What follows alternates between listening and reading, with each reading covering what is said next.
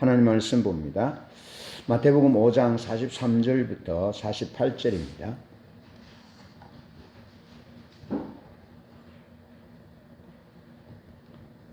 신약성경 마태복음 5장 43절로 48절 함께 합독합니다. 시작. 또 내 이웃을 사랑하고 내 원수를 미워하라 하였다는 것을 너희가 들었으나 나는 너희에게 이르노니 너희 원수를 사랑하며 너희를 박해하는 자를 위하여 기도하라. 이같이 한즉 하늘에 계신 너희 아버지의 아들이 되리니 이는 하나님이 그 해를 악인과 선인에게 비추시며 비를 의로운 자와 불의한 자에게 내려주심이라.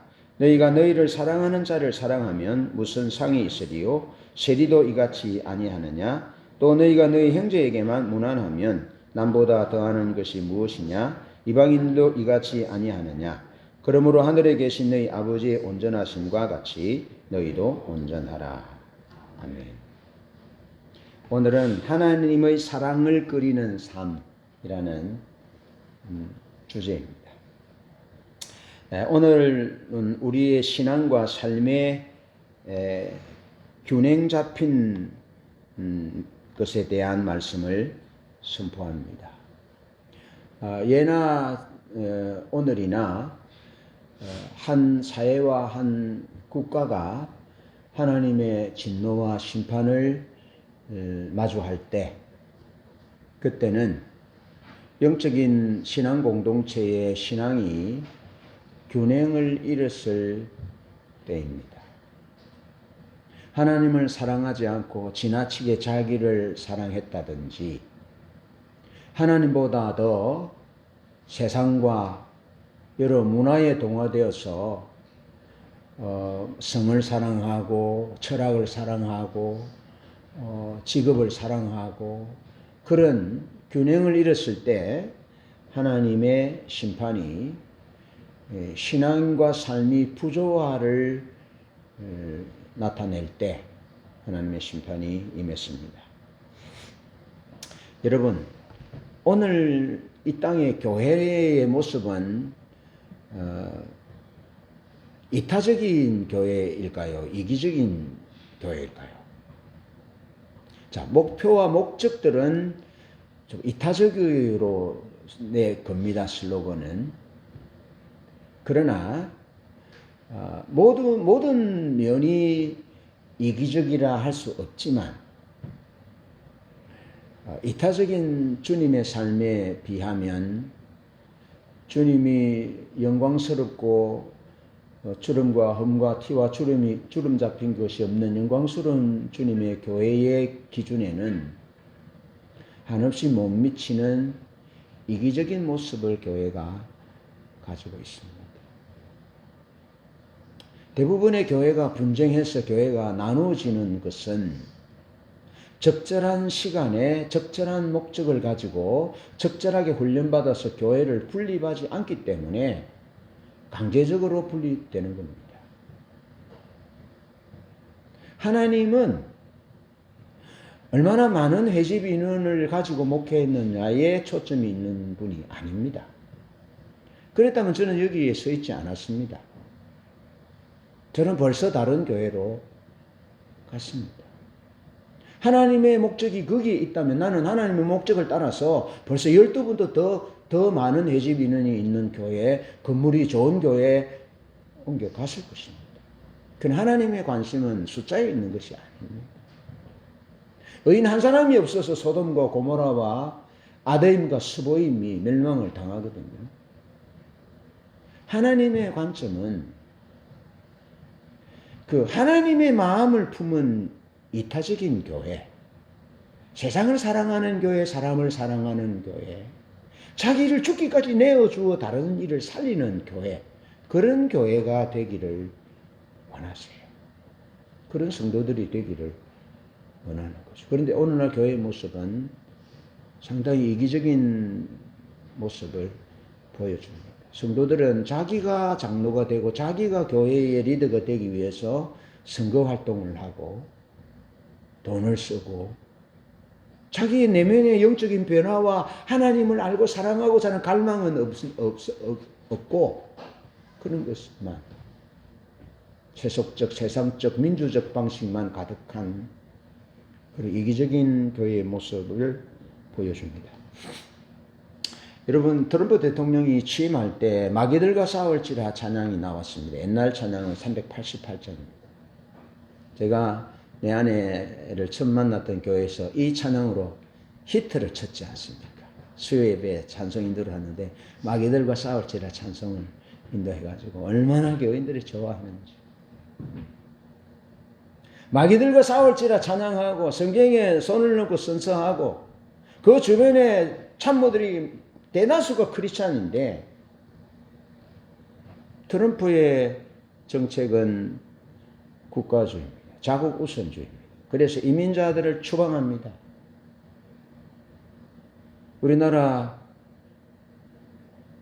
60% 이상 되는 박사들이 300명인가 구금됐다가 군 작전하는 것처럼 헬리콥터와 장갑차를 동원해서 체포했고 수갑을 사설을 다 채웠습니다. 변호사도 의료진도 통역도 없이 구금되어 있다가 우리나라로 돌아왔습니다. 그래서 한국 기업들이 철수했습니다. 무릎을 꿇고 사과를 했습니다. 그래도 제도적인 장치를 내놓아라. 한국 정부에서 그렇게 하고 있습니다. 이해관계가 아니고 동맹의 관계는 이해관계가 아니라 피를 내어주고 목숨을 내어주는 그런 친밀한 관계인데 미국이 그렇게 변했습니다. 여러분, 신앙이 국가보다 위입니다. 하나님이. 하나님 중심적인 신앙은 국가주의보다 위입니다. 국가주의는 위험한 것입니다. 신앙적 핍박을 피해서 영적으로 하나님 잘 섬기며 하나님의 통치와 다스림을 받기 위해서 시작되었던 도망쳐왔던 그들의 선조가 세웠던 그 국가에 이제는 연약한 사회적 약자들을 억압하고 체포하고 구금하고 수갑을 채우고 정당한 사유 없이 추방하는 달면 삼키고 쓰면 뱉는 그런 시장 논리에 근거하여 세워지는 나라가 되어서 가고 있습니다. 미국 대통령이 미국이 세계 경찰 국가라 하는데 경찰 국가는 무슨 경찰 국가예요? 시장이 그냥 조그마한 이익 때문에 피 터지고 싸우는 시장을 경영하는 대통령이 되고 말았어요. 하나님을 섬긴다는 나라입니다. 그 나라가 어디로 가겠습니까? 그렇게 가면. 계속 하나님이 기뻐하지 않는 하나님과 척을 짓고 나라를 경영하면 저 나라는요, 돈이 부족하면요, 자기들이 돈을 찍어내는 나라입니다. 그것도 바뀔 수 있습니다. 달러가 아닌 다른 화폐로 바뀔 수 있습니다. 정신 차려야 합니다. 하나님의 영광으로 가득했던 솔로몬 성전이 하나님의 임재와 영광이 떠나니까 그건 벽돌 조각에 불과하지 않았다는 거죠. 아시리아 제국과 바벨론 제국의 말발굽에 밟히는 무너진 성전 위로 말들이 다니면서 변을 보는 그런 지역이 되어버리고 말았다는 거죠. 여러분, 기독교에서는요, 성지순례라는 이름으로 폭력과 방화, 탈취를 정당화했습니다. 그게 교회의 역사입니다. 하나님의 이름으로, 신앙의 이름으로, 정의의 이름으로 무차별적으로 폭력을 가했던, 간음을 정당화했던 기독교 성지순례. 메카를 순례하되 대테러를 신앙의 꽃으로 주장하는 극단적 무슬림의 모습. 신앙이, 참된 신앙은 밸런스를 잃지 않는 것인데요. 하나님을 사랑하는 것과 사람을 사랑하는 것, 하나님 나라를 섬기는 것과 세상을 돌보는 아름답게 가꾸는 것은 나누어지지 않는, 밸런스를 무너뜨리지 않는 균형 잡힌 삶인데 기독교든지 무슬림, 이슬람이든지 이단이든지 그 어떤 종교든지 균형을 무너뜨리는 문제, 사회와 국가가 무너지고 하나님의 심판을 받을 수밖에 없는데, 오늘 현대 그리스도인의 모습 또한 균형을 잃은 신앙의 모습을 봅니다. 하나님의 마음에 한 걸음 다가서 봅시다. 지난주도 저 지난주에 하나님의 사랑이 제 마음에 밀물처럼 들어와 감격했습니다. 그 감격이 이제 오늘 이 주일날 말씀을 준비해서 나누게 됩니다. 하나님의 마음에 한 걸음 다가가면 우리가 하나님처럼 돼요. 하나님처럼. 구약의 이스라엘 백성들의 예배는 하나님의 영광으로 화했어요. 하나님의 영광을, 임재와 영광을 보고 모세의 얼굴이 빛이 나고 블레셋과 아말렉과 적들이 물러치고 특별한 무기를 갖고 전장에 나가지 않고 하나님을 찬양해도 여호사밧의 군대가 승리하는 그런 역사가 있었거든요. 하나님이 사람을 어떻게 사랑하는지 배워야 합니다. 이론이 아닙니다. 실제입니다. 한쪽으로 치우친 밸런스를 잃은 신앙이 아닙니다. 하나님 사랑하는 것과 사람 사랑하는 것이 같이 가는 것입니다. 그것이 성경의 분명한 메시지입니다. 하나님의 마음에 한 걸음 다가서서 하나님이 어떻게 사람을 사랑하는지 배우고, 그래서 하나님을 닮은 참된 믿음을 소유하는 거룩한 성도가 되십시다. 자, 먼저 균형 잡힌 신앙과 삶에 대해서 말씀을 다시 회고합니다. 회고. 자, 얼마 전에 제가 그 유대교 랍비들이 구약 성경을 하나님의 마음으로 보려고 하나님의 그 마음, 하나님의 뜻을, 그 성경에 기록된 하나님의 뜻을 놓치지 않기 위해서 조직 신학화했다 했죠. 그것이 그 미시나라 했습니다. 미시나. 우리 신앙에도 신앙생활을 잘할 수 있기 위해서 역사신학이 있고 성서신학이 있고 조직신학이 있고 신학이 있잖아요. 실천신학이 있거든요. 그래서 조직신학이 약하면 이단으로 빠질 수 있어요. 조직신학이. 예. 여러분, 우리가 두루뭉실한 신앙이 안 됩니다. 두루뭉실한 신앙, 열심을 가지고 두루뭉실한 신앙을 가지고 있는 사람들이 주로 이단으로 많이 넘어가요. 집요하게 말씀을 가지고 딱딱딱 하면 그렇거든요. 넘어가는 거예요. 사실은 잘못된 해석인데도 그렇게 되는. 그래서 구약의 유대 랍비들은 구약 성경을 조직적으로 신앙생활을 하나님의 뜻에 맞게 신앙생활을 하기 위해서 이제 집대성한 것이 미시나예요. 제가 말씀드렸잖아요. 6개 부분으로 구분했다 그랬죠. 예수님도 미시나를 읽었어요. 자, 그 첫 번째가 제라임이라 그랬는데, 제라임. 씨앗들이라 그랬죠. 그러니까, 농사, 그 다음에 뭐, 건축, 뭐, 여러 가지 여성들, 절기, 그런 것들이 다 성경에 기록되어 있잖아요. 그런데 그 가장 첫 번째 자리에 랍비들은 이 제라임을 두었다는 거예요. 우리 옛날에 농자는 천하지 대본야라 하잖아요. 농사가 천하의 근본이라고 말하잖아요. 이스라엘의 농사가 근본이었어요. 농경사회였어요. 그래서 이른 비가 필요했고 늦은 비가 필요했고, 이른 비고 늦은 비가 오고 나면 과일이 아주 맛있는 과일이 되기 위해서 비가 내리지 않도록 기도했고, 그래서 첫 추수 때에 첫 열매를 드리고, 그러고 나면 또 모든 백성들이 추수를 했고, 그 농경사회의 절기의 질서를 따라서 예수님이 첫 열매로 오셨고 부활의 첫 열매가 되셨고, 그래서 신앙과 삶이 이 사회적인 농경사회적인 그 틀 속에서 충분히 설파되었고 이해되었고 실천되었다는 거죠. 그 첫 번째가 제라임, 씨앗들이라는 겁니다. 오늘 우리 집사님들은 농사를 짓지 않잖아요.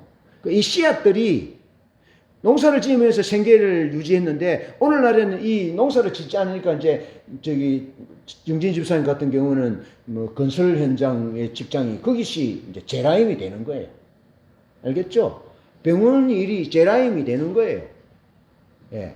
첫 번째로 제라임인데 그 제라임에서 세부적으로 설명하고 있는 것이 뭐냐면은 다루고 있는 것이 뭐냐면은 농업율법, 농사를 어떻게 짓고 그 다음에 11조, 하나님을 섬기는 때에 믿음이 구체적으로 드러나는 것이 뭐냐면 11조를 통해서 믿음의 그 유무가 드러난다는 겁니다. 믿음의 강도가, 믿음이 좋으냐 안 좋으냐 드러난다는 겁니다.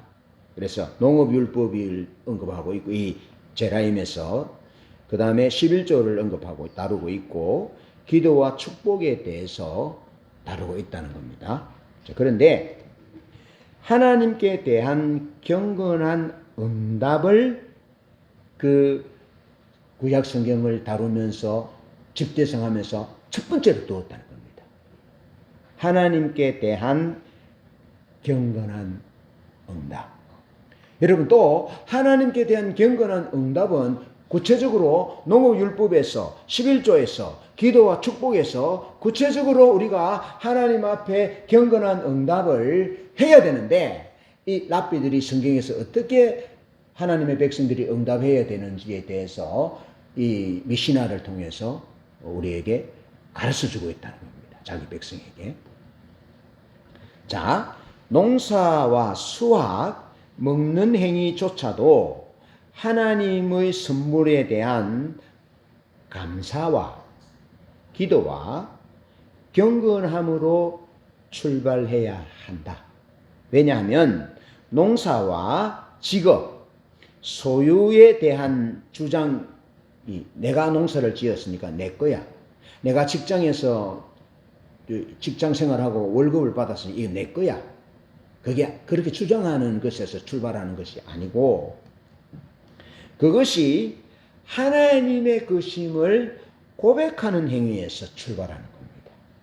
이것이 농사와 소유, 월급, 소득에 대한 올바른 구약 성경의 가르침이라는 겁니다. 알겠죠?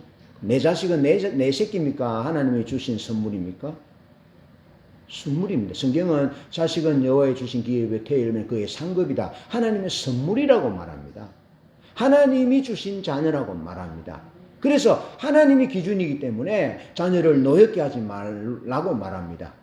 저의 교훈과 훈계로 양육하라라고 말하는 거죠.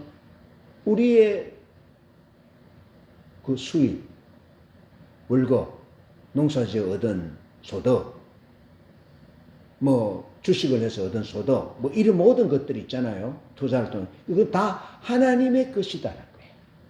아멘? 그래서 공수래 공수고 빈손으로 왔다가 빈손으로 갑니다. 이 땅에서 누리는 것은 다 하나님이 주신 겁니다. 그래서 성경에서 구약 성경에서 땅은 하나님의 것이기 때문에 못 팝니다. 팔았다 해도 다시 주인에게로 돌아옵니다. 그리고 가나안 7족속들이 쫓겨나잖아요. 왜 그렇습니까? 땅의 주인이 볼 때 그들이 여러 가지 엄난의 행위와 오성숭배 행위로 땅을 더럽혔기 때문에 쫓아냈고 하나님의 백성들도 7년 때는 땅을 쉬라, 땅의 권리를 돌려줘라 했는데 계속 농사를 지니까 하나님이 쫓아내셨고 70년 동안 그 땅을 쉬게 했다는 거죠. 꼭 기억하셔야 됩니다. 하나님 모든 것이 내 것이 아니고 내 소유가 아니고 내가 수고해서 얻은 것이지만 근본적으로 이것은 하나님의 것임을 고백하는 것에서 우리의 경건한 믿음이 출발되고 있다는 겁니다. 자, 농사를 짓는 행위, 직업을 갖는 행위 자체가 하나님의 땅에서 신앙적으로 수행되어야 한다는 인식을 바탕으로 구성되고 해석하고 있는 것입니다. 자, 제라임, 미시나 편집자는 제라임을 말하면서 먼저 브라코트, 이게 축복, 기도, 경건 이런 뜻일 수 있거든요. 그러니까 제라임을 씨앗들을 농사를 짓고 직장 생활을 하고 수익이 있는 그런 행동들을 할 때 가장 중요한 것이 뭐냐면 하나님께 대한 경건한 응답, 감사, 축복에 대한 기도, 그것이 먼저라는 겁니다. 알겠죠? 먼저. 그래서 주님도 이렇게 말합니다. 가장 큰 계명이 뭐냐고 물을 때 내 마음을 다하고 성품을 다하고 뜻을 다하여 주 너의 하나님을 사랑하라 하고 말씀하신 거예요. 그게 먼저입니다. 자, 그리고 그 하나님께 대한 경건한 응답, 감사와 기도, 감격, 예배, 그런 경건한 응답을 말한 후에 그 다음에 이웃을 향한 정의로운 응답인 폐하를 강조합니다. 이 폐하법이 뭐냐면 밭의 가장자리나 모퉁이를 남겨두어서 추수할 때 말이죠. 가난한 자가 스스로 추수할 수 있도록 허용하는 것이 폐하법입니다. 그냥 주는 것이 아니고 가난한 자가 직접 수확하도록, 얻어먹는 것이 아니고 자기 몫을 수확해 가도록 폐하법을 말씀한 거예요. 토지의 소유가 하나님의 것임을 고백하는 동시에 공동체 안의 약자 보호와 재분배의 윤리를 정착시키려는 제도적 장치이다. 자, 그러면 은자 집사님, 우리가 미랄해라는 해를 통해서 이제 그 사회적 약자들을 돌봅니다. 그죠? 또 우리가 필리핀 급식 선교 사역을 통해서 필리핀 지역에 있는 고아들이나 가족이 어려운 사람들을 돕습니다. 또 비전 예물을 통해서 혼자 된 분들에 대한 주님의 마음을 나눕니다. 이것은 어디에서 나온 겁니까? 목회자의 철학에서 나온 것이 아니라 하나님의 구약 성경의 말씀을 바탕으로 한 실천인 거죠. 그리고 우리가 하는 것은 우리의 열심이 아니고 목회자의 철학이나 신앙의 어떤 철학이나 목회의 철학에서 나오는 것이 아니고 성경적으로 우리가 이렇게 하는 거다라는 거예요. 잘하고 있는 겁니다. 그러니까 우리가 여기에 마음을 쏟고 힘을 보태고 사랑을 담고 그렇게 하는 거예요. 이게 하나님이 기뻐하시는 일이거든요. 이게 무너지면 가정이 무너지게 됩니다. 이게 무너지면 사회에 많은 어려움들이 생깁니다. 그래서 여러분, 사회의 여러 가지 이슈들을 대수특별하게 나타나는 부분들을 보면 약한 고리들이 끊어지는 거예요. 약한 고리들이 끊어서 사회적인 문제가 일어나는 경우들이 많아요. 그리고 결국에는 이런 고리들이 끊어지면 공동체 전체가 무너지게 된다는 거예요. 공동체 전체가. 예, 민생지원금 받았잖아요. 그래서 너무 부정적으로 보지 마시고, 어떤 의도가 그런 거는 생각할 게 없이, 사회적 약자들이 더 많다. 기업의 재벌들은 2차로도 10만원 준다면서요. 10만원. 그거 좀 망했어요, 기업들이. 끝값이지. 그러나, 실제로 방학이 못 먹어서, 마트 같은 데 가서 가게표를 보고 이런 사람들에게는 도움이 될 수 있거든요. 그래서 우리는 뒤에 뭐가 있는지 모르겠지만, 우리는 일단 성경적으로 사회 약자들 돌보는 부분들에 대해서 대통령이 잘하고 있다 기대해 주라. 기대해 주고 또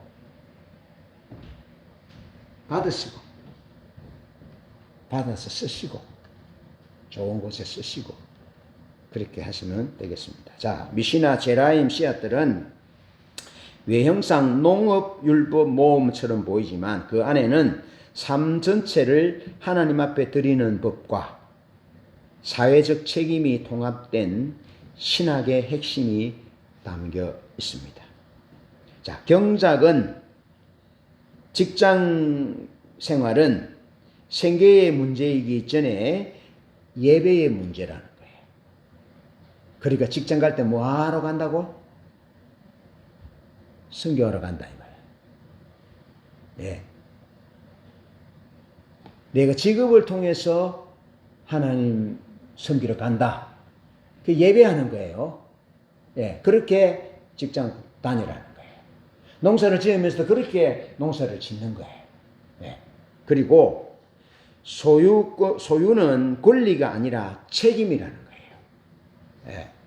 오블레스 노블이죠. 많이 가진 사람은 많이 베풀어야 돼.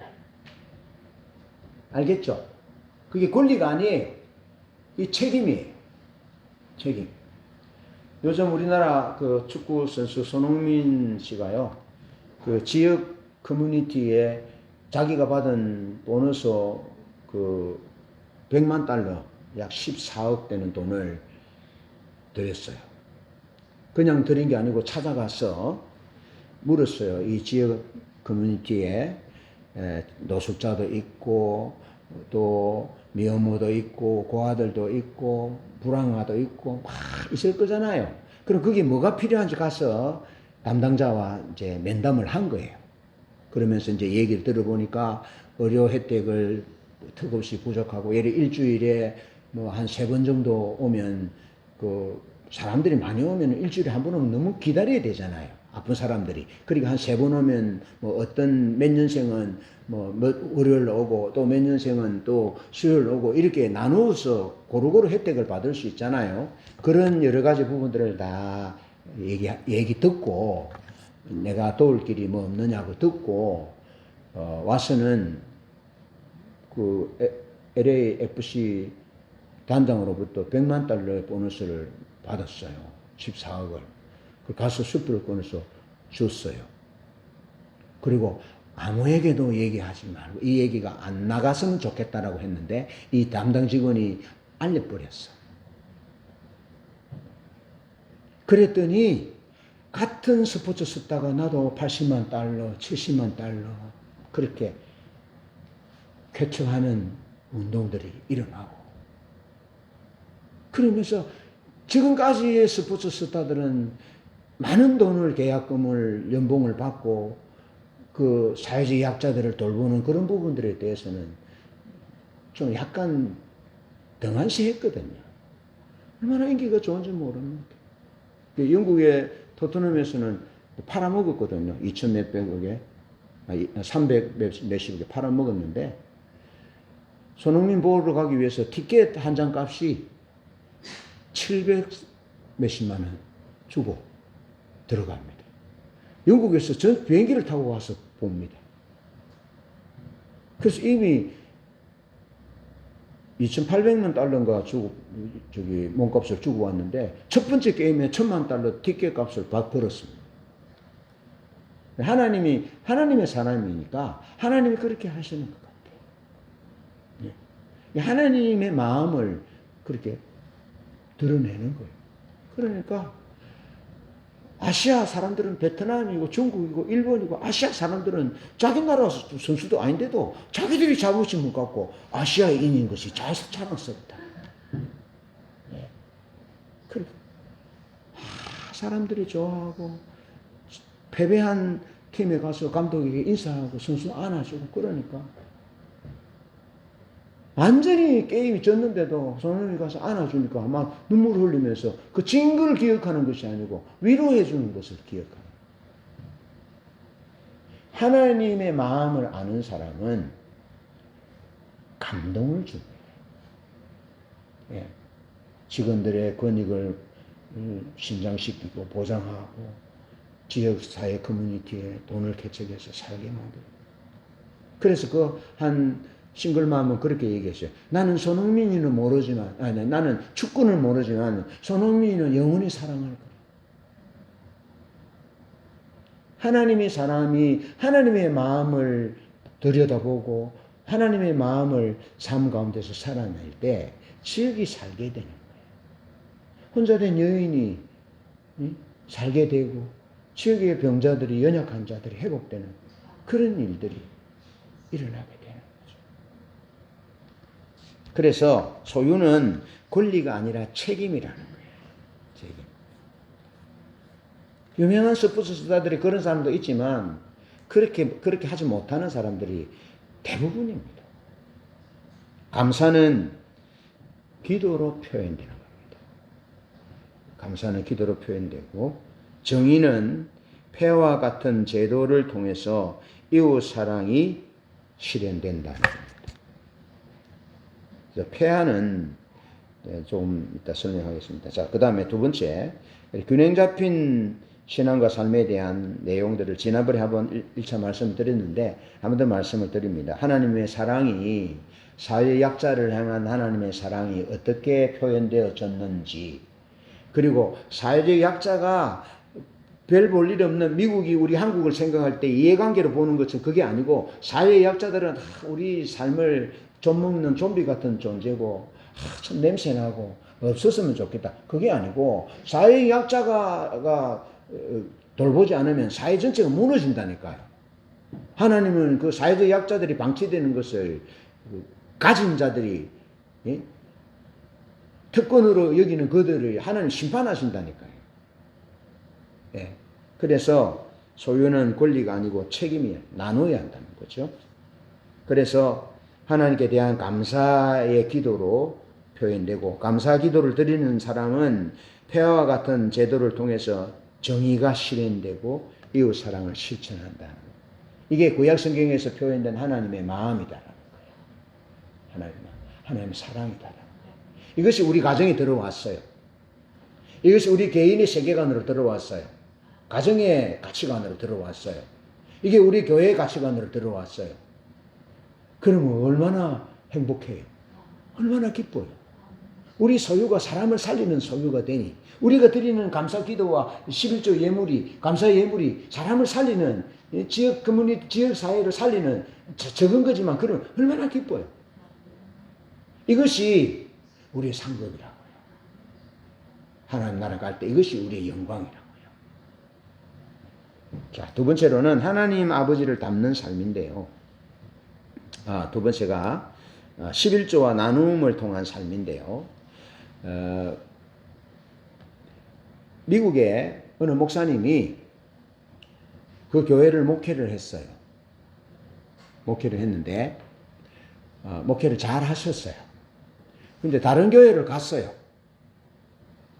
가서 다른 교회를 목회하다가 그 교회에 강사님으로 왔어요. 강사님으로 와서 무릎을 꿇고 용서를 빌었어요. 왜냐하면 11조에 대한 설교를 한 번도 안 했다는 거예요. 내가 직무를 유기했다라는 겁니다. 내가 성도들이 하나님의 복을 받을 그 기회를 박탈했다는 겁니다.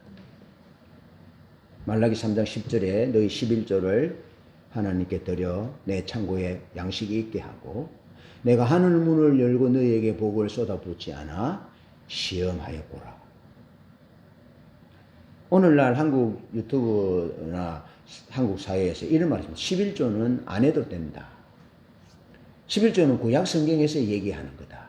미안하지만 예수님이 여러 가지 채소의 11조 무슨 11조에 대해서 말씀할 때 이것도 하고 이것도 해야 한다. 표시된 것이 아닙니다. 그래서 너희 온전한 11조를 주님께 드려 나의 창고에 드려 양식이 있게 하고 11조에 대한 얘기입니다. 구약 성경을 집대성할 때 6부분으로 나눌 때 제일 첫 번째를 제라임 씨앗들에 대한 얘기인데 그 씨앗들이 농사 짓는 거단 말이죠. 그 농사를 지으면 소득이 있잖아요. 그럼 그 11조를 어떻게 할 것이냐 그 얘기를 이제 다루고 있다라는 거예요. 그런데 깊어요. 자, 말씀드려 볼게요. 자, 성경이 말하는 11조에 대한 말씀인데요. 레위기 22장 10절로 16절, 민수기 18장 8절 12절 내용이 기록되어 있습니다. 먼저 하나님께 올려드리는 예물의 총칭이 테루마, 히브리 말로 테루마입니다. 모든 예물을 우리가 헌금이라 하잖아요. 헌금 하면 모든 예물인데 그 헌금 속에 감사 예물이 있고 11조가 있고 성교 예물이 있고 또 급식 성교 예물이 있고 뭐 다양하게 있잖아요. 그래서 총칭이 하나님께 드리는 몫의 총칭이 테루마인데 제사장에게 귀속되는 거룩한 목 전반을 가리킬 때 사용된다. 그러면서 하나님께 드린다는 성경의 기록은 제사장에게 드린다는 말로 표현됩니다. 이게 제사장에게 드리는 부분이 하나님께 드린다라고 되어 있습니다. 제사장이 하나님이라는 말은 아니고 하나님께 드리면 그것이 제사장의 생활비로 드린다는 거죠. 오늘날 목사가 제사장은 아닙니다. 제사장은 주님이십니다. 그런데 이 영적인 그 구조를 보면 목회자가 목회하여 양들을 잘 돌보고 할 수 있도록 생활비를 주잖아요. 이것이 하나님께 드린 몫의 일부를 주시는 거예요. 이것은 여러분들이 교회에 재정 맡은 분들이 목사에게 주고 안 주고가 아니고 이건 성경에서 말하고 있는 목사의 권리라는 겁니다. 그래서 성경대로 기쁘게 잘 섬겨주셔서 감사합니다. 네, 감사합니다. 그런데 뭐 다른 마음을 품으면 안 된다는 거예요. 우울한 마음을 품는다든지 목사는 우리의 종인데 우리가 월급을 주되 그건 성경적이지 않다라는 거예요. 그런데 그렇게 구조가 돌아간다는 겁니다. 지금 한국 교회에. 네. 그래서요. 월급이 너무 적어요.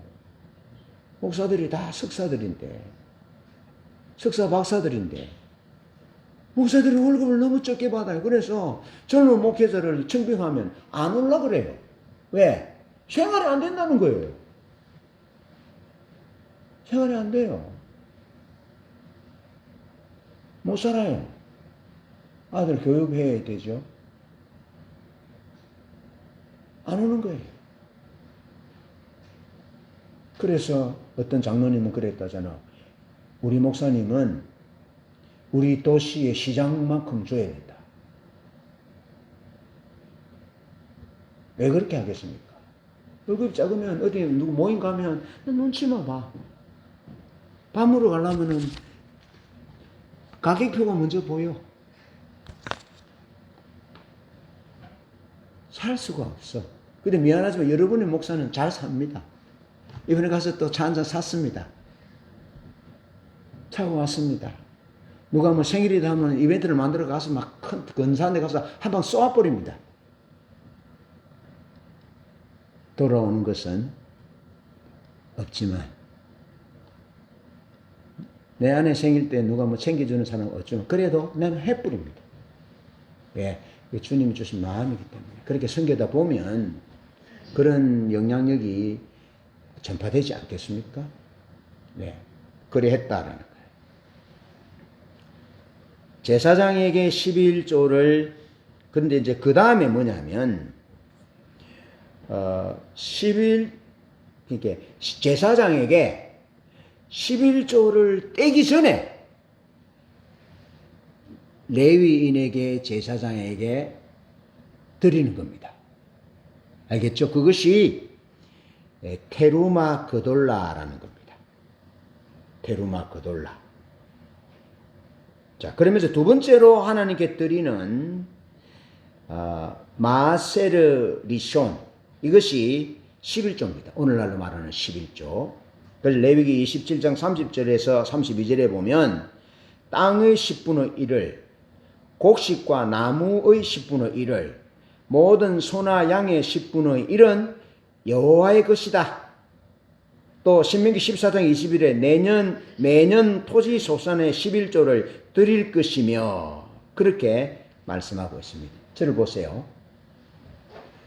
11조를 드리기 전에 먼저 제사장에게 테루마 그돌라라고 제사장에게 드리는 몫이 있습니다.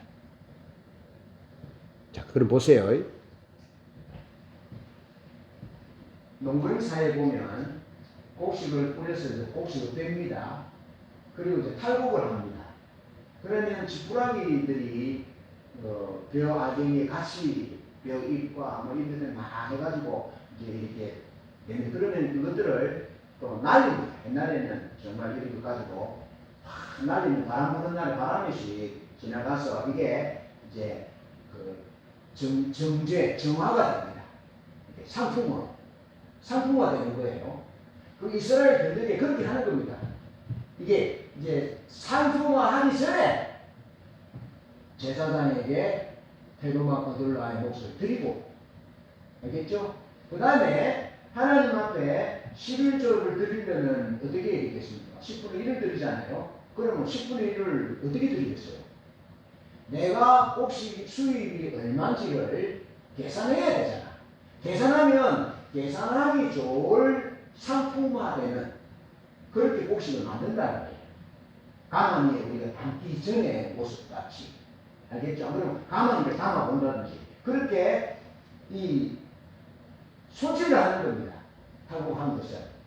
그런데 요렇게 해서 하나님 11조를 드리는 거예요. 그러면 잘 보세요. 테루마 그돌라라 해가지고 레위인과 제사장에게 안 드리고 그냥 11조는 되지. 그렇게 생각할 수 있잖아요. 그런데 그렇게 하면 이 모든 것이 부정하게 되어서 하나님께 드리는 선물이 될 수가 없다. 잘 보세요. 이스라엘 성경의 역사에 보면 이스라엘 백성들이 레위인이 없어서 제사를 못 지내는 경우들이 있습니다. 레위인이 없어서 포로에서 돌아올 때도 그렇습니다. 그 레위인을 찾잖아요. 왜 레위인이 없습니까? 레위인이 테도마 그돌라를 안 주니까 먹고 살 수가 없는 거죠. 먹고 살 수 없는 거예요. 그러니까 세리가 되기도 하고 뿔뿔이 흩어져서 나가는 거예요. 이해되죠? 그러니까 얘가 그렇게 되어지겠어요? 안 되겠어요? 안 되는 거예요. 그러니까 요 하나님 앞에 드리는 이것이 부정할 수가 없어요. 어떻게 그런 방법을 드리겠습니까? 드리지 못할 뿐만 아니라 구조가 하나님 앞에 11조를 드리기 전에 하나님의 교회와 성전을 거룩하게 만드는 이 구조를 무너뜨리는 행위거든요.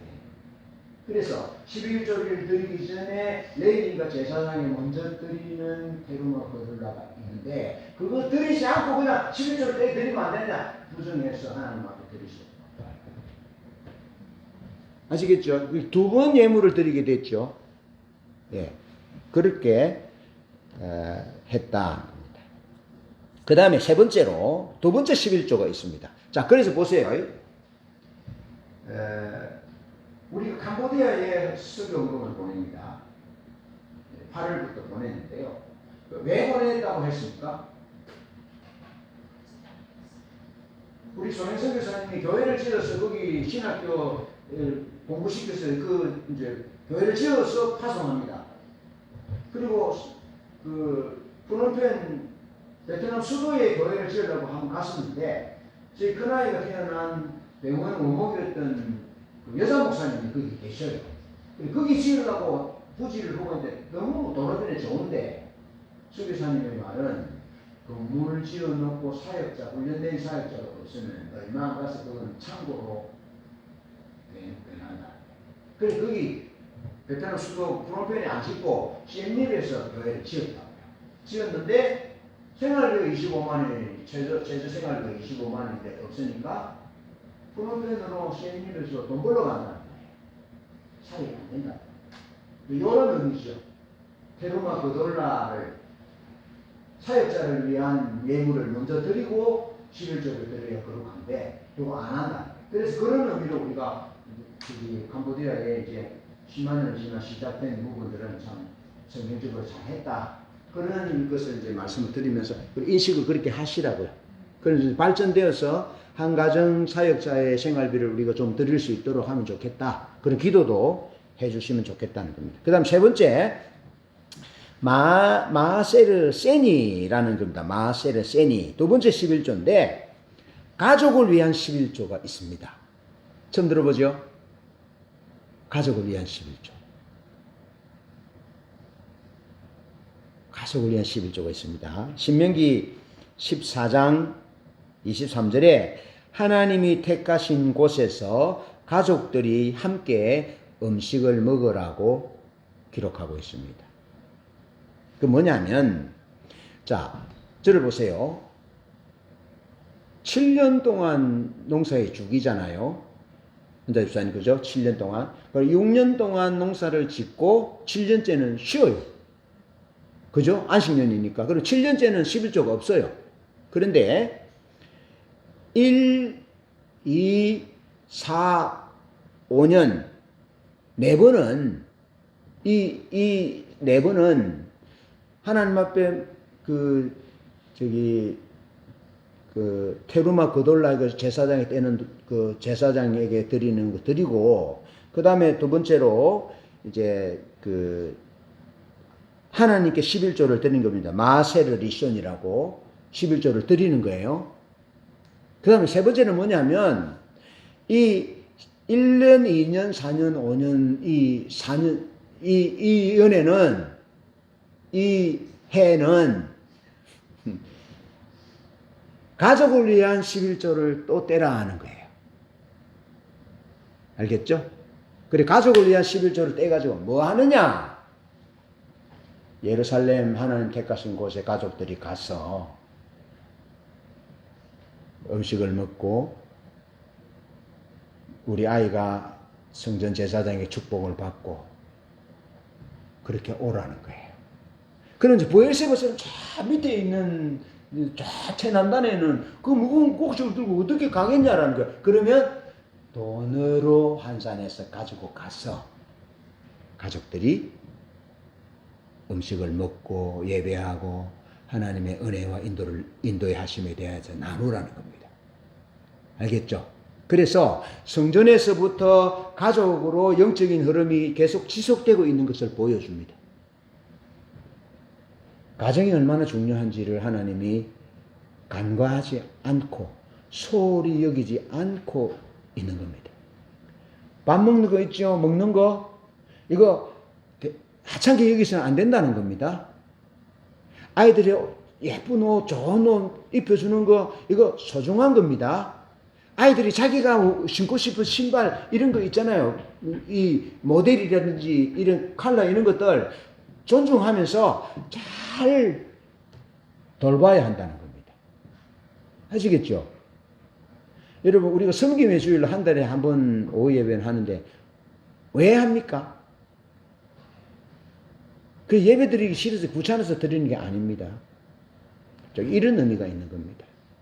가족들과 함께 가서 맛있는 것도 먹고 축복하고 아이들에게 하나님의 사랑을 심어주고 그렇게 하라고. 이것이 마세르 세니라는 겁니다. 가족을 위해서.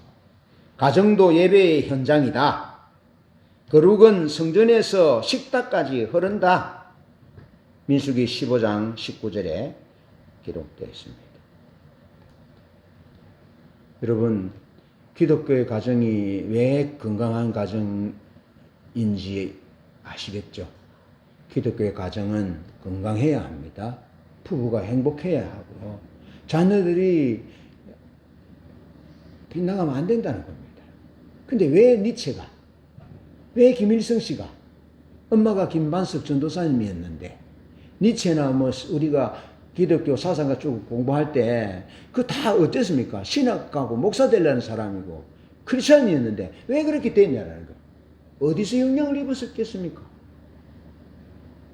가정에서 아버지로부터, 어머니로부터, 이모로부터, 할아버지로부터 영적인 훈련들을 잘 받고 사랑받고 그렇게 해서 얘들이 사회에 나가서 하나님의 영광의 빛이 되어야 하는데 그렇지 못했다는 겁니다.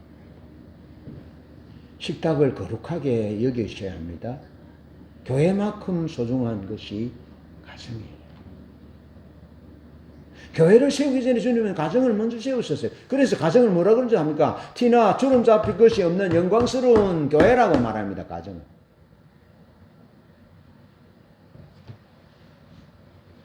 여러분, 우리의 자녀들이 이제 나이가 그 아이들이 태어나기 전에 태어나고 난 뒤에 이제 중간에 우리 유미수장 같은 경우는 예수를 믿어서 어쩔 수 없지만 우리가 모태신앙으로 자녀들을 결혼하고 아기를 가진 상태에서는 우리 부모의 책임이 큽니다. 신앙생활 잘 하게 해야 돼요. 신앙생활 안 하잖아요. 그럼 그 자식들을 잃어버린 겁니다. 잃어버린 겁니다. 세상에 잃어버린 거예요. 그럼 다른 말은 자식 농사로 실패한 거예요. 자기가 하나님으로부터 받은 은혜를 믿음을 계대해야 될 자식들이 그거 못하면 어떻게 되는 거야? 대가 끊어지는 거죠. 옛날에 유교적인 관습에서는 아들을 못 낳으면 대가 끊어진다. 그래서 막 기를 쓰고 아들을 낳으려고 했잖아요. 우리 어머니 아들 낳으려고 그래 했잖아요. 그런데 신앙의 유산을 물려주기 위해서는 기를 쓰고 목숨을 걸고 옛날에 우리 어머니가 아버지들이 아들을 낳으려고 노력하는 것보다 더 못한 아들을 낳으면 영원히 뭐 사나요? 그대뿐인데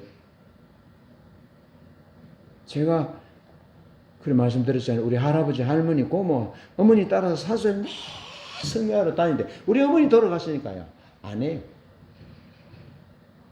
저도 우리 어머니 정신을 따라서 해야 되는데 흙으로 돌아가기 때문에 그 의미를 크게 두지 않고 그냥 안 가는 것 뿐이죠.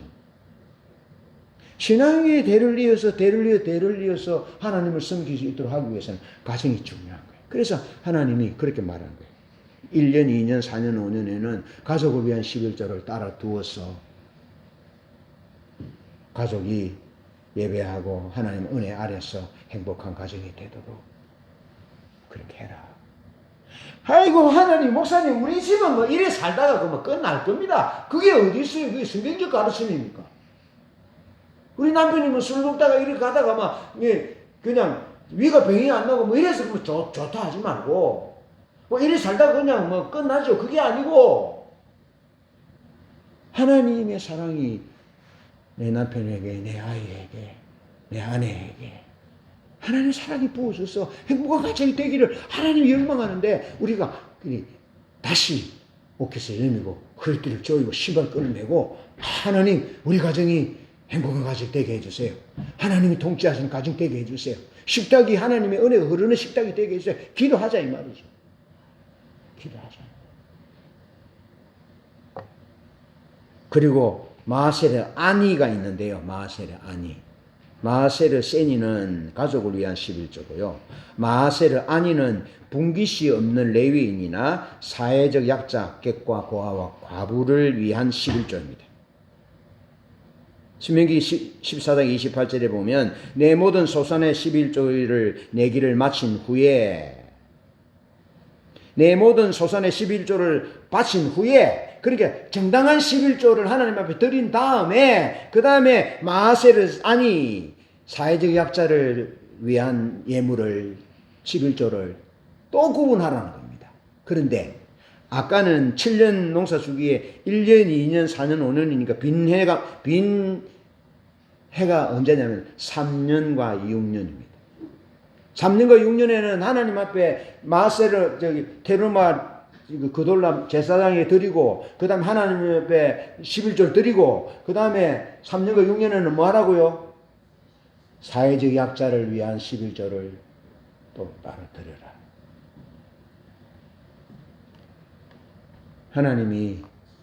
하나님의 사랑이 어디 하나 빠지지 않고 누구 하나 소외되지 않도록 주밀하게 건강한 가정, 객과 고아와 가부, 관심 없는 정치인들의 관심 없는 그런 사람들을 하나까지 하나님이 얼마나 세세하게 주밀하게 계획해서 제도적으로 장치를 해서 소외되지 않도록 약한 고리가 끊어지지 않도록 하시는 분이 저와 여러분의 하나님 아버지라고요. 그렇게 하나님의 우리를 사랑하신다. 내가 하찮은 존재라고요. 내가 뭐 지식이 좀 작고 가진 것이 없고 그렇다고요. 여러분 절대로 여러분 우리 스스로를 하찮게 생각해서는 안 된다는 겁니다.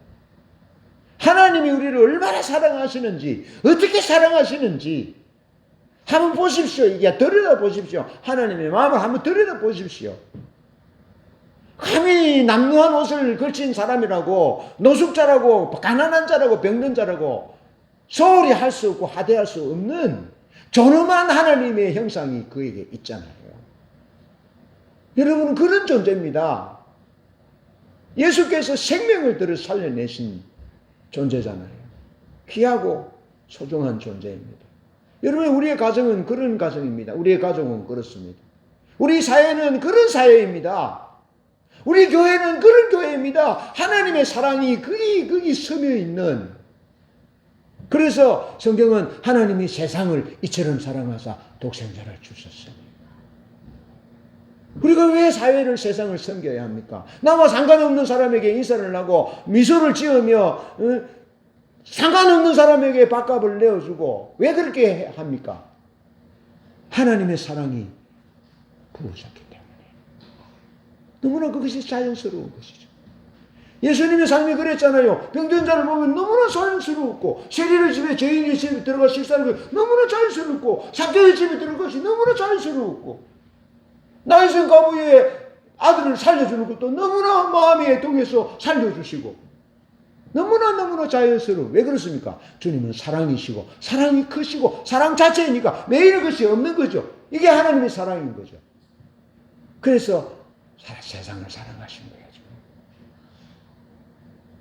무슬림도 이단자도 핍박자도 포행자도 사랑하셔서 그가 돌아오기를 기다리신 분이 하나님이시잖아요. 그래서 3년과 6년 마세르 센이 가난한 자를 위한 11조를 드리는 해는요, 보세요. 폐하가 있습니다. 논을 지으면 아예 추수를 안 하는 모퉁이나 중앙에 있는 것은 추수하지 않습니다. 그렇게 사회적 약자들에게 기회를 주고, 그 다음에 테루마 그돌라, 성전에서 섬기는 레위인과 제사장을 위해서 하나님의 영적 질서가 잘 흘러가도록 하기 위해서 2% 정도 해당돼요. 40분의 1 혹은 50분의 1 혹은 60분의 1이라고 정합니다. 예. 그러니까 좀 후하게 주면 2%. 이게 폐하 추수하지 않는 나아주는 것으로 드리고, 그 다음에 테루마 고돌라 제사장에게, 레위인에게 2%를 드리고, 그 다음에 마하소르 리숀 하나님 앞에 11조를 드리고, 이건 정확하게 10분의 1입니다. 11조를 정확하게 하셔야 합니다. 왜 그렇습니까? 그래야 거룩한 삶이 됩니다. 거룩한 삶이 됩니다. 목회자를 섬기고 선교사를 섬길 때 기쁜 마음으로 섬겨야 합니다. 그래야 내 나머지의 삶이 거룩합니다. 부정하지 않습니다. 그 다음에 마세르 아니 10%, 나머지의 10%. 그러면 경건한 사람들이 보통 이 사회적 약자를 드리는 11조를 드리는 해는 약 소득의 20% 정도가 나갑니다. 너무 많은 지출이죠. 어떻게 삽니까? 그런데 은혜로 삽니다. 많이 거두어도 남지 아니하고 적게 거두어도 모자라지 않는 하나님의 경제 방식으로 풍족하게 살아가는 거죠. 대신 발이 부르트지 않고 어복이 헤어지지 않고 쓸데없는 곳에 돈이 안 나가게 하시는 거죠. 여러분, 하나님을 사랑하는 것은 무엇을 의미합니까? 여러분, 하나님을 사랑한다는 삶을 우리가 교회에서 어떻게 우리가 삶에서 그려냅니까? 하나님을 사랑하는 것을 그림으로 그린다면 우리 삶을 어떻게 그려내느냐라는 거예요.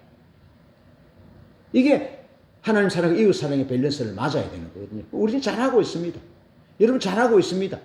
그런데 거기에 만족하지 말고 더 하나님 앞에 더 하나님 사랑하기 때문에 더 달려갈 수 있도록. 창세기 4장 1절로 7절에 보면 아벨의 제물은 짐승으로 들었잖아요. 그때는 동물이 육식이 식사 허용되지 않는 때입니다. 근데 제가 말씀드렸잖아요. 김성일 씨 책을 보면 가인이 동생을 농사 지어서 동생을 돌보고 양식을 줘야 되는데 아벨이 행님으로부터 받은 곡식이 없어서 하나님 앞에 드릴 예물이 없었다. 그래서 자기가 기르던 가축을 하나님 앞에 드렸다. 자, 우리가 생각할 때 그거 안 돼. 그거 안 되는 거예요. 그거 틀렸어. 벗어나서 그렇게 하면 안 되라고 얘기하지만 하나님은 그렇게 하지 아니하시고 아벨의 삶, 아벨의 마음, 하나님을 사랑하는 마음 드리고 싶은데 곡식이 없는데 어떻게 해요? 그래 형님하고 전쟁을 해야 되는데 어떻게 해요? 하나님 앞에 제단에 예물을 드리다가 형제와 다툰 일이 있으면 먼저 화해하고 드리려 했잖아요, 신약에. 그러니까 그 마음, 그 삶, 그 중심을 하나님이 헤아리시고 아벨과 그 제물은, 아벨의 삶과 그 제물은 하나님이 받으셨어요. 예물의 규정으로 말하면 가인의 예물이 더 정당하지요. 그런데 거기에 하나님을 사랑하는 마음, 동생을 돌보는 마음, 하나님의 사랑과 하나님의 마음을 모른 채 드린 거죠. 하나님을 사랑하는 것은 하나님이 그런 분이라는 것을 아는 거예요. 그것이 하나님을 사랑하는 거예요. 하나님은 그래. 그럼 어떻겠습니까? 우리가 사람을 대할 때, 트럼프가 한국 사람을 대할 때 그렇게 대했잖아요. 그래서 지금 깨졌거든요. 그렇게 대하는 것이 아니고 관계로 내가 도와줘야 되겠구나. 내가 그에게 잔을 맡들면 더 빛나겠구나. 더 아름다워지겠구나. 더 풍성해지겠구나. 그런 생각으로 거기에 가야 되거든요.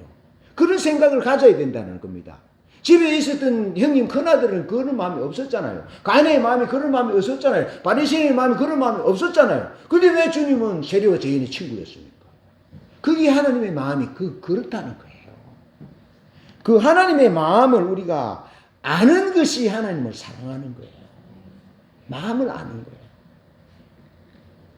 그러면서 세리와 죄인과 식사하니까 예수님이 세리와 죄인들의 집에 들어갔다고 말하니까 주님 뭐라 그러니까 나는 인애를 원하고 나는 긍휼을 원하고 긍휼 없는 제사가 아니고 긍휼을 원한다. 너희가 긍휼을 원하고 제사를 원치 않는다는 그 호세의 말을 알았다면 죄인들을 정죄하지 않았을 것이다. 그러면서 주님이 죄인을 사랑하신 거예요. 하나님이 성령님이 앞서가시는 분이에요. 내 마음을 아시는 분이에요. 내가 이 메시지를 2주 전에 생각하고 구체적으로 마음속에 묵상하고 쭉 하면서 정리는 내가 마지막에 정리합니다. 근데 이것을 정리하기 전에, 이 문장들을 정리하기 전에 이쪽에서 이쪽 교회를 보면서 돌아갈 때 하나님이 그렇게 내 마음에 감동하셨어요. 제가 좀 기준이 높거든요. 아내에게 함부로 대하는 남자 안 좋아해요. 자기중심적으로 뭐 이렇게 규칙적으로 식사 안 하고 뭐 어떻게 뭐 아점으로 먹고 뭐 건너뛰고 이런 것들은 공동체 생활에서 나는 좀 힘들어요. 그 상대방 약점이잖아요. 근데 하나님이 그렇게 말씀하신 거예요. 약간 약점 없는 사람이 있냐? 허물 없는 사람이 있냐? 죄 없는 사람이 있냐? 완벽한 사람이 있냐? 그게 내가 잘 안 되는 부분이에요. 내가 기준이 높으니까. 그걸 말씀하셨어요. 사랑하도록. 그래 놓고 하나님이 이 말씀을 이렇게 정리하도록 말씀하신 거예요. 성령님은 우리의 마음과 생각을 아시고 앞서가시는 분이에요. 우리는 여러분 전통과 기준을 갖다 대는 것이 아니고 하나님의 긍휼과 자비를 먼저 실천해야 하는 거죠. 그것이 하나님을 사랑하는 거예요.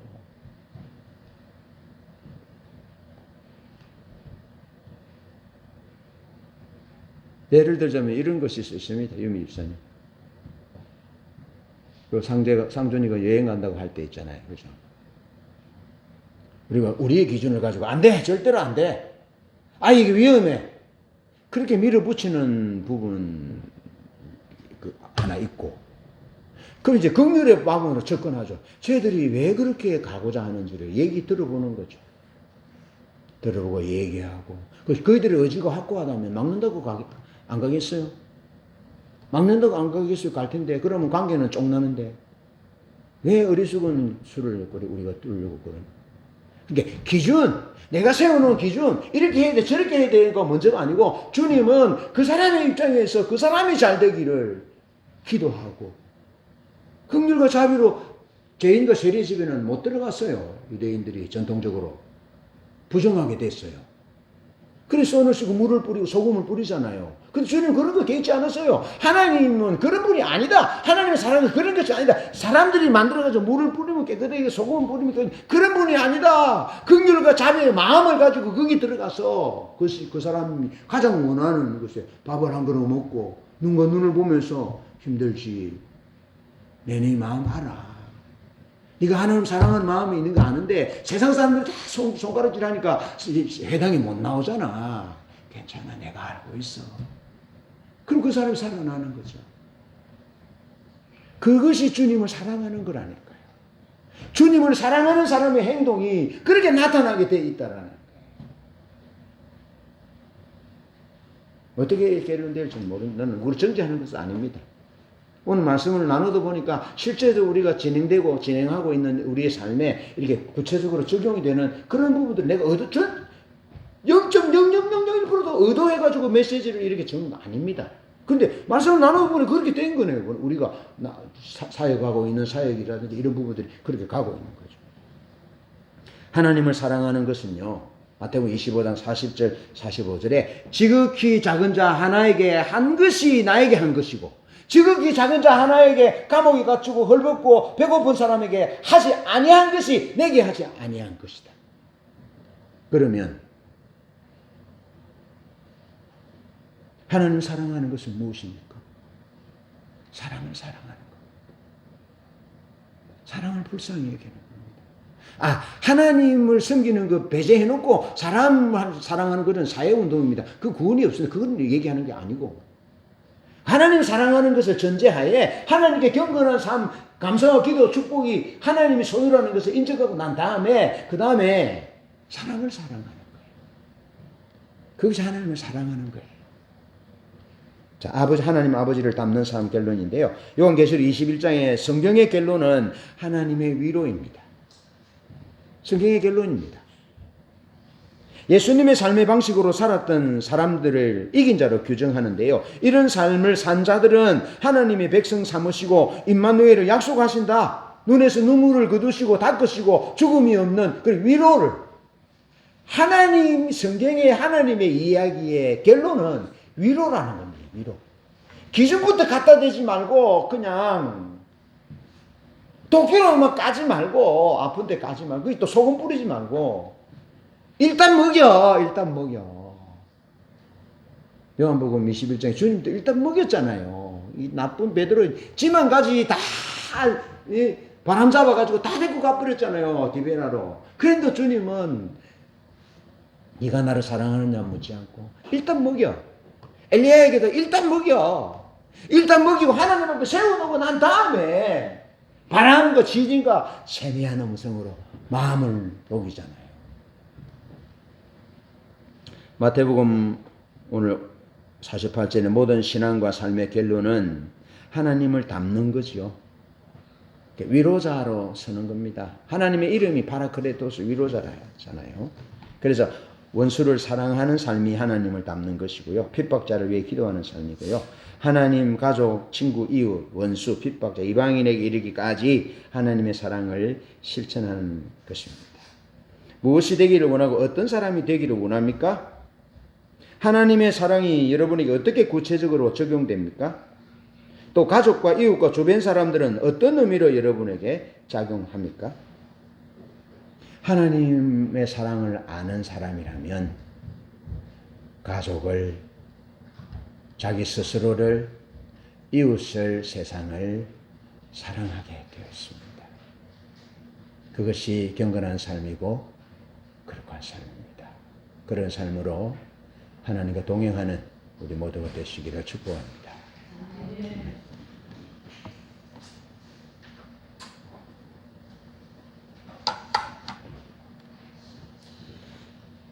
1, 2, 3절 앞에 분하고 후렴해 주세요. 시간 좀 많이 갔습니다.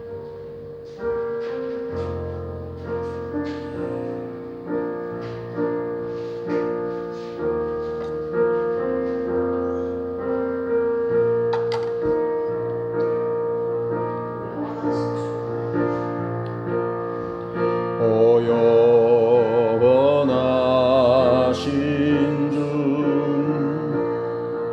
온 세상 주께 속했네. 모든 만물 사라져가도 주 말씀 영원해.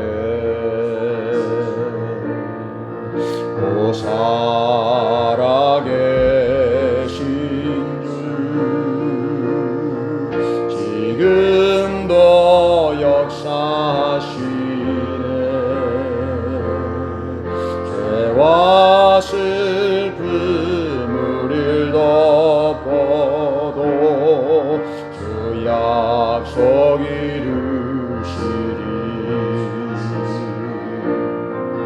주 다시 오실 때 우리 다 주 앞에 나가 모든 멸류관 주께 드리며 주 경배 드리리. 주 다시 오실 때 주 다시 오실 때 우리 다 주 앞에 나가 받은 멸류관 주께 드리며 주 경배 드리리.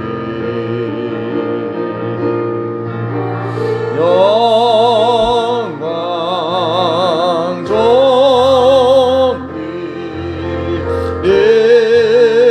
능력 주 받으소서. 온 백성 다 외치네. 오 거룩하신 주 성과 나중 계신 주 만세의 왕 홀로